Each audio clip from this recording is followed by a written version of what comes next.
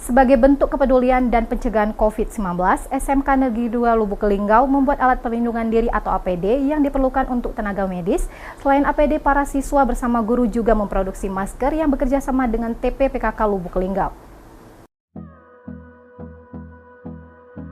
Sulitnya mendapatkan alat pelindung diri atau APD di pasaran bagi tenaga medis mengetuk hati warga sekolah menengah kejuruan Negeri 2 Lubuk Linggau untuk memproduksi alat pelindung diri tersebut.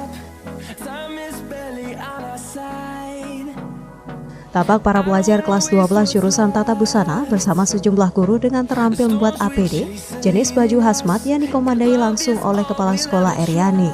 Sebanyak 200 lembar baju hazmat siap diproduksi di SMK Negeri 2 Lubuk Linggau dengan dua jenis bahan, yakni parasut dan spunbun. Ada 20 siswa yang dilebatkan untuk membuat baju hazmat.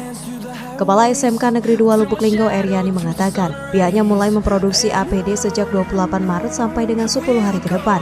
Wabah virus corona atau COVID-19 ini menggerakkan hati untuk peduli dan inilah yang bisa diperbuat oleh keluarga besar SMK.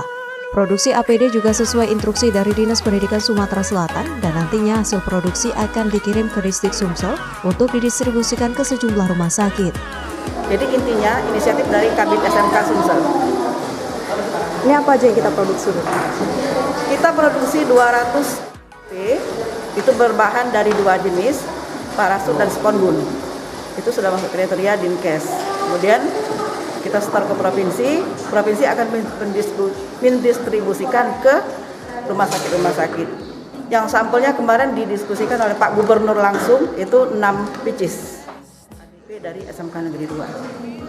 Dan ini sebenarnya semua orang bisa melakukan, tetapi niat hati yang sungguh-sungguh, panggilan jiwa yang sungguh-sungguh, maka kita siap untuk berbuat yang bisa kita buat. Dan tak hanya APD, sekolah model terakreditasi A ini juga dipercaya oleh TPPKK Lubuk Linggau untuk membuat masker sebanyak 4.000 masker dengan mengerahkan 17 siswa. Tim Liputan Silampari TV.